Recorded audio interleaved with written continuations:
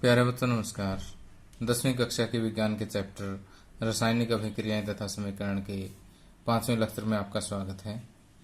इससे पहले हमने चौथे लेक्चर में पढ़ लिया था कि मुख्य रूप से 5 प्रकार की रासायनिक अभिक्रियाएं होती है।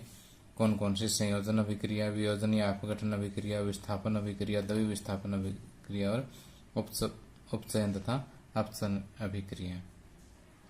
तो देखिए, पहले 2 प्रकार की अभिक्रियाओं की डिटेल से स्टडी हम पिछले लेक्चर में कर चुके हैं और इनसे संबंधित जो भी अभ्यास के प्रश्न थे वो भी हम चौथे लेक्चर में कर चुके हैं। आज हम विस्थापन अभिक्रिया, द्वि विस्थापन अभिक्रिया और उपचयन अपचयन अभिक्रियाओं के बारे में इस लेक्चर में पढ़ेंगे। अब आइए सबसे पहले हम समझते हैं कि विस्थापन अभिक्रिया क्या होती है। कि जिसे मैं एक उदाहरण लेके समझाता हूँ कि मान लीजिए हमारे पास ये कॉपर सल्फेट है, CuSO4 कॉपर सल्फेट। जब इसकी जिंक के साथ रिएक्शन होती है तो जिंक का एक परमाणु क्या करता है, यहाँ से कॉपर को यहाँ से हटा देता है, विस्थापित कर देता है और उसकी जगह पर खुद बैठ जाता है। तो यहाँ पर ZnSO4 और कॉपर जो है वो बाहर निकल जाता है। तो आप इस अभिक्रिया से समझ ही गए होंगे कि विस्थापन अभिक्रिया एक ऐसी अभिक्रिया है जिसमें अभिकारक का एक परमाणु या कोई एक परमाणु की जगह कोई परमाणु समूह भी हो सकता है, दूसरे अभिकारक के एक परमाणु को विस्थापित कर देता है। ठीक, कि एक अभिकारक का एक परमाणु दूसरे अभिकारक के एक परमाणु या परमाणु समूह को विस्थापित कर दे। ऐसी अभिक्रिया क्या कहलाती है? विस्थापन अभिक्रिया कहलाती है। अब देखिए, कौन किसको विस्थापित करेगा, यह ध्यान से समझने वाली बात है कि जो अधिक अभिक्रियाशील होगा वो कम अभिक्रियाशील को विस्थापित कर देगा। ओके, जो अधिक क्रियाशील होगा वो कम क्रियाशील को विस्थापित कर सकता है, लेकिन कम क्रियाशील अधिक क्रियाशील को विस्थापित नहीं कर सकता। ओके, समझ गए बात को? अब आपको क्या पता लगेगा कि कौन सा, अब देखिए आपको क्या पता लगेगा कि कौन सा तत्व जो है वो अधिक अभिक्रियाशील है, कौन सा कम अभिक्रियाशील है। इसके लिए हमारे पास एक अभिक्रियाशीलता श्रेणी है और जो हमारे सिलेबस में 10-12 जो एलिमेंट्स है बस उनको याद रखें, आपका काम आसानी से चल जाएगा। तो ये देखिए एक अभिक्रियाशीलता श्रेणी है जिसमें पोटासियम सबसे अधिक क्रियाशील है, सोडियम उससे कम, कैल्शियम उससे कम, मैग्नीशियम उससे कम, और इसी तरह से जैसे जैसे हम नीचे जाएंगे अभिक्रियाशीलता जो इनकी घटती जाएगी। ठीक, तो इस श्रेणी के अंदर पोटासियम सबसे अधिक क्रियाशील है और जो गोल्ड है, सोना जो है वो सबसे कम क्रियाशील है। तो जैसे अभी हमने ये रिएक्शन पढ़ी थी कि कॉपर प्लस जिंक, तो जिंक ने क्या किया था, कॉपर को डिस्प्लेस कर दिया था, विस्थापित कर दिया था। तो जिंक देखिए ऊपर आएगा और कॉपर इसमें नीचे आएगा, यानी ऊपर वाले नीचे वालों को विस्थापित कर सकते हैं। ठीक, अब देखिए कि जो मैंने आपको समझाया था उसके नोट्स यहाँ पर आपके सामने स्क्रीन पर अवेलेबल है। ये आप वीडियो के डिस्क्रिप्शन में जा करके इस लेक्चर की PDF भी आप देख सकते हैं। उस लिंक पे जो है मेरे ब्लॉग का लिंक दिया हुआ है, नीचे जो डिस्क्रिप्शन में मेरे ब्लॉग का लिंक दिया हुआ है, वहाँ से जा करके आप ये नोट्स की PDF भी डाउनलोड कर सकते हो। ओके, अब देखिए कि अभिक्रियाशीलता श्रेणी को याद करने के लिए जैसे कान्ना, जैसे हम भगवान के लिए यूज करते हैं, या कान्ना किसी बच्चे का नाम भी हो सकता है, कान्ना कार मांगे एल्टो जैन फरारी। तो इस तरह से आप कुछ भी और आप अपनी तरफ से याद रख सकते हैं। याद करने की एक टेक्निक होती है, कान्ना कार मांगे एल्टो जैन फरारी, प्रभु है क्यों हजूर आज आओ। तो इस टाइप से जो है आप इनको कोई भी अपनी टेक्निक सी लगा करके इनको जैसे भी आपने याद करनी है। ओके, अब देखिए कि यहाँ पर अगर मैं मान लीजिए एक रिएक्शन लिखता हूँ ZnSO4 प्लस कॉपर, क्या यह अभिक्रिया होगी? क्या कॉपर जिंक को रिप्लेस कर सकता है, डिस्प्लेस कर सकता है? देखिए कॉपर नीचे आ रहा है, जिंक ऊपर है, तो नीचे वाला ऊपर वाले को डिस्प्लेस नहीं कर सकता क्योंकि नीचे वाला कम रिएक्टिव है, कम अभिक्रियाशील है। ठीक, तो यहाँ पर कोई रिएक्शन नहीं होगी। ओके, कोई अभिक्रिया नहीं होगी। अब देखिए हम विस्थापन अभिक्रिया के कुछ और उदाहरण देखते हैं कि जैसे लेड है प्लस कॉपर क्लोराइड। अब लेड जो है वो यहाँ पर आ रहा है, देखिए आप, और कॉपर इससे नीचे आ रहा है, तो लेड कॉपर को डिस्प्लेस कर देगा यहाँ पर, तो PbCl2 प्लस कॉपर बाहर निकल जाएगा। ठीक, ये सॉलिड है तो सॉलिड लगा दीजिए। ओके, इसी तरह से दूसरा हम एग्जांपल देखते हैं कि Fe plus CuSO4, iron plus copper. Iron देखिए ऊपर आ रहा है, कॉपर नीचे है, तो आयरन कॉपर को डिस्प्लेस कर देगा, तो FeSO4 प्लस कॉपर यहाँ से बाहर निकल जाएगा। ओके, अब ये कॉपर क्योंकि सॉलिड अवस्था में होता है, ठोस अवस्था में होता है, तो इसके आगे ठोस लगा दी, और ये एक्वस सॉल्यूशन है तो इनके आगे AQ लगा देना है। ठीक, तो आप विस्थापन अभिक्रियाओं के बारे में अच्छी तरह से समझ गए होंगे। तो जो मैंने अभी तक समझाया है दोनों एग्जाम्पल, वो आप यहाँ पर स्क्रीन पर देख सकते हैं। ओके, अब देखिए अगली अभिक्रिया है द्वि विस्थापन अभिक्रिया, कि वे अभिक्रिया जिसमें अभिकारकों के बीच आयनों का आदान प्रदान होता है। जैसे नाम से स्पष्ट है, द्वि मीन्स दो, विस्थापन। जैसे सिंपल विस्थापन अभिक्रिया में तो एक परमाणु या एक परमाणु समूह दूसरे अभिकारक के एक परमाणु को या परमाणु समूह को विस्थापित करता है, यानी एक ही विस्थापित होता है।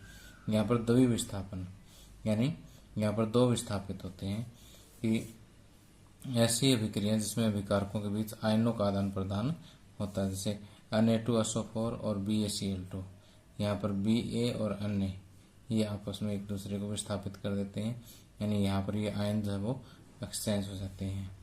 जैसे NaSO4 प्लस BaCl2, तो Na2 की जगह Ba लग जाएगा, बेरियम सल्फेट, और सोडियम इधर आ जाएगा, सोडियम क्लोराइड। ठीक, तो सोडियम सल्फेट था, उसकी जगह सोडियम क्लोराइड बन गया, और बेरियम क्लोराइड की जगह बेरियम सल्फेट बन गया। ठीक, समझ रहे हो बात को? इसी तरह से द्वि विस्थापन अभिक्रियाओं के अन्य उदाहरण भी देख सकते हैं, कि यहाँ पर copper sulphate plus sodium hydroxide. अब देखिए जिस आयन का सल्फेट है, जो सल्फेट आयन है उसका हाइड्रोक्साइड बन जाएगा, जो हाइड्रोक्साइड है उसका सल्फेट बन जाएगा। यहाँ से देखिए कॉपर सल्फेट, तो यहाँ पर कॉपर का बन गया हाइड्रोक्साइड, और यहाँ आयरन सोडियम हाइड्रोक्साइड है, वहाँ सोडियम का सल्फेट बन गया। ठीक, इसी तरह से आप एक नीचे एग्जांपल देख सकते हैं। ठीक, अब इसके अलावा एक बात और लिखी हुई है बुक में, कि अवक्षेपण अभिक्रिया कौन सी होती है, कि एक ऐसी अभिक्रिया जिसमें के दौरान जो है, मान लीजिए कोई अभिक्रिया हुई, उसके दौरान कुछ जल में अविलेय अवक्षेप यानी कुछ ठोस से पदार्थ बच जाते हैं। ठीक, जो घुलनशील नहीं होते, तो इन ठोस पदार्थों को हम अवक्षेप कहते हैं। ठीक, यानी अविलेय लवण जो होते हैं उनको क्या कहते हैं? अवक्षेप।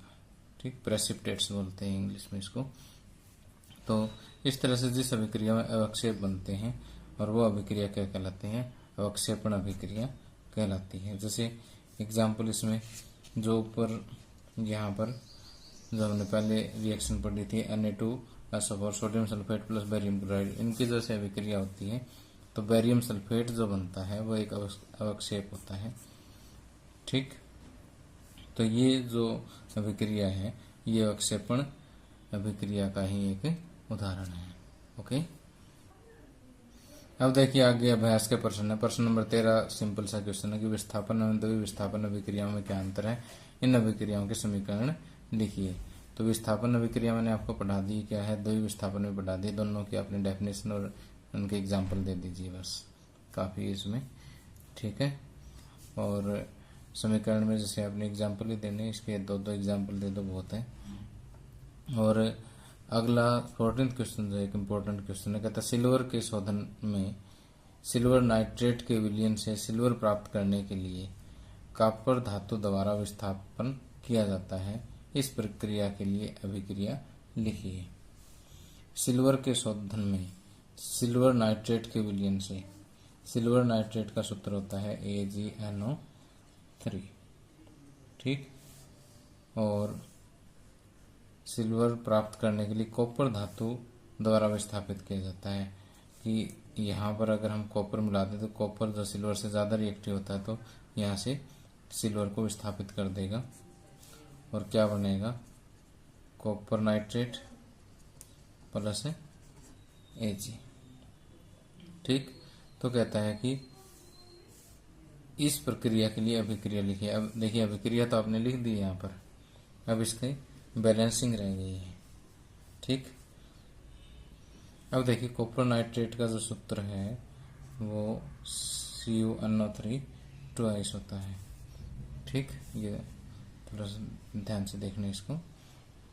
और देखिए यहाँ दो नाइट्रेट आयन है या एक ही है, NO3 दोनों को एक साथ बैलेंस करने के लिए मैं यहाँ 2 लगा देता हूँ। अब 2 सिल्वर हो गई, 2 सिल्वर हो गए, तो यहाँ पर भी 2 मैंने सिल्वर लगा दिए, तो ये इस तरह से बैलेंस होगी, ठीक। तो यही रिएक्शन जो है 14th का आंसर है। अब अगला है अवक्षेप अभिक्रिया से आप क्या समझते हो, उदाहरण देकर के समझाइए। तो जैसे अभी जस्ट मैंने आपको थोड़ी देर पहले अवक्षेप अभिक्रिया बताई थी, तो ये इसका उदाहरण है, ओके। अब अगला टॉपिक है हमारा उपचयन तथा अपचयन अभिक्रियाएं। उपचयन अभिक्रियाएं कौन सी होती है कि जिस रासायनिक अभिक्रिया में ऑक्सीजन का योग या हाइड्रोजन का ह्रास होता हो, या तो ऑक्सीजन जुड़ती हो या हाइड्रोजन हटती हो, ऐसी अभिक्रिया क्या कहलाती है, उपचयन अभिक्रिया कहलाती है, ठीक। और उपचयन को हम ऑक्सीकरण भी कह देते हैं। ऑक्सीकरण क्यों, क्योंकि ऑक्सीजन का इसमें योग होता है। जैसे magnesium plus oxygen, magnesium oxide, ये मैग्नीशियम अकेला था, इसके साथ ऑक्सीजन जुड़ गई है, तो ऑक्सीजन का जुड़ना जो है क्या कहलाता है, उपचयन अभिक्रिया, ठीक। और इसी तरह से सल्फर का ऑक्सीजन के साथ जुड़ना, सल्फर डाइऑक्साइड, ऑक्सीकरण जो है ये क्या है, उपचयन अभिक्रिया है। इसी तरह से अब यहाँ देखिए कि हाइड्रोजन हटेगी, हाइड्रोजन सल्फाइड, सल्फर के साथ हाइड्रोजन जुड़ी हुई है, तो जब इसके साथ ऑक्सीजन आएगी तो यहाँ पर H2O + 2S बन जाएगा। तो यहाँ दोनों काम एक साथ इकट्ठे हो गए, हाइड्रोजन हट गई, ऑक्सीजन इसके साथ जुड़ गई, तो ये भी क्या है कि यहाँ पर हम ये कह सकते हैं कि H2S का उपचयन हो रहा है। यहाँ मैग्नीशियम का उपचयन हो रहा था, यहाँ सल्फर का उपचयन हो रहा था, ओके। और ये अभिक्रिया क्या कहलाई थी, क्योंकि ऑक्सीजन ऐड हुआ तो ये उपचयन अभिक्रिया कहलाई, ओके। हम अपचयन अभिक्रिया इससे रिवर्स है कि या तो ऑक्सीजन हटे, ऑक्सीजन का ह्रास हो, कमी हो, या हाइड्रोजन जुड़े, हाइड्रोजन का योग हो, तो ऐसी अभिक्रिया क्या कहलाती है, अपचयन अभिक्रिया कहलाती है, ठीक। तो जैसे MgO मैग्नीशियम ऑक्साइड, इससे क्या बना, मैग्नीशियम प्लस ऑक्सीजन, यहाँ से मैग्नीशियम ऑक्साइड का ऑक्सीजन हट गया, तो हम ये कह सकते हैं कि MgO का अपचयन हो गया। इसी तरह से KClO3, यहाँ से KCl बन गया, पोटासियम क्लोराइड बन गया, ऑक्सीजन यहाँ से हट गई है, तो KClO3 का जो है क्या बन गया, क्या हो गया, अपचयन हो गया। इसी तरह से क्लोरीन पे देखिए हाइड्रोजन ऐड हो गई, और हाइड्रोजन ऐड होना, हाइड्रोजन का योग होना भी क्या है, अपचयन है, ठीक। दोनों में से कोई एक काम हो जाए, चाहे तो हाइड्रोजन ऐड हो जाए, चाहे ऑक्सीजन निकल जाए, ठीक। दोनों ही चीज क्या कहलाती है, अपचयन कहलाती है, ठीक। तो यहाँ हम ये कह सकते हैं कि यहाँ क्लोरीन के अंदर हाइड्रोजन जुड़ी है, तो क्लोरीन का अपचयन हो गया है। ओके, अब देखिए मैं आपको कुछ ऐसी विक्रिया बताता हूँ कि जिसमें उपचयन तथा अपचयन दोनों एक साथ होती है, कि जिसमें एक अभिकारक का तो अपचयन होता है, दूसरे का उपचयन होता है। ठीक, तो देखिए कि यहाँ पर CuO plus H2 gives Cu plus H2O। तो यहाँ से देखिए कि अगर H2 को देखें तो यहाँ पर ऑक्सीजन ऐड हुई तो उपचयन। ओके, और यहाँ पर ऑक्सीजन हट गई तो अपचयन। तो यहाँ उपचयन और अपचयन दोनों अभिक्रियाएं साथ साथ हुई, यानी जिन रासायनिक अभिक्रिया में एक अभिकारक उपचयित होता है और दूसरा अभिकारक अपचयित होता है, उपचयन अपचयन अभिक्रिया या रेडॉक्स रिएक्शन कहलाती है। ठीक, अब इसी तरह से रेडॉक्स रिएक्शन के आप और भी एग्जाम्पल यहाँ से देख सकते हैं कि जैसे ZnO प्लस, यहाँ पर ZnO plus C gives Zn plus CO। यहाँ पर आप ZnO का देख सकते हैं कि ऑक्सीजन हट गई तो अपचयन, और इसके साथ ऑक्सीजन जुड़ गई तो उपचयन। Okay, clear. अब देखिए कि दोनों शब्द जैसे थोड़ा सा कंफ्यूजिंग से हैं, इनको याद रखने के लिए मैं आपको एक ट्रिक बताता हूँ कि जैसे छोटे बच्चे पहली क्लास में जा कर के अपने ए आ ई ई उ ये सीखते हैं, तो आपने उसी ऑर्डर में लिखना है, पहले ए फिर आ ई उ। ओके, और फिर इंग्लिश अल्फ़ाबेट सीखते हैं तो ABCDEFGHIJKLMNO, पहले ABCD में H आता है फिर O आता है। तो अपचयन में हाइड्रोजन ऐड होएगी, उपचयन में ऑक्सीजन ऐड होएगी। ठीक, तो इस सिंपल सी ट्रिक से आप याद रख सकते हैं कि कौन सी अपचयन है और कौन सी उपचयन है। ठीक, उपचयन में ऑक्सीजन ऐड और अपचयन में हाइड्रोजन ऐड और रिमूव इससे उल्टा हो ही जाएगा, पता ही आपको। ठीक, अब देखिए इस लेक्चर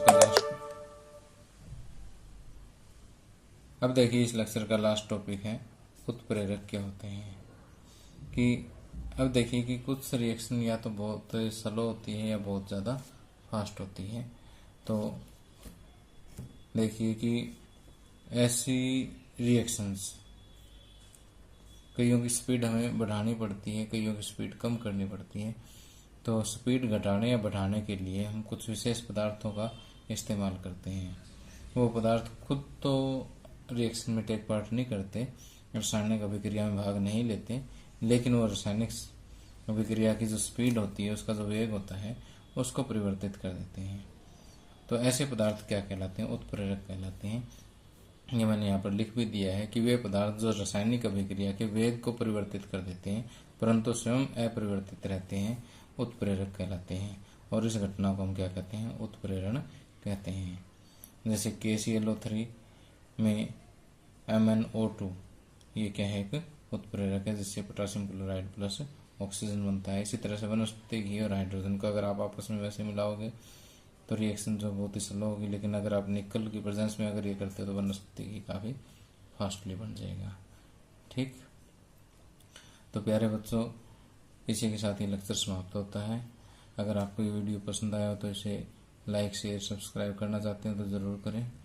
और अगले लेक्चर में हम धातुओं का संक्षारण क्या होता है, संक्षारण के नुकसान क्या होते हैं, विकृत गंधिता क्या होती है, ये सब चीज़ें पढ़ेंगे। बहुत ही इंटरेस्टिंग है। और इसके अलावा NCERT बुक के जो पेज नंबर 15 पर जो क्वेश्चन दिए हुए हैं उनके हम उत्तरों को ज्ञात करने की कोशिश करेंगे। और उसके बाद जो है अभ्यास के प्रश्नों को भी अलग अलग लेक्चर में करेंगे। Thank you, have a nice day.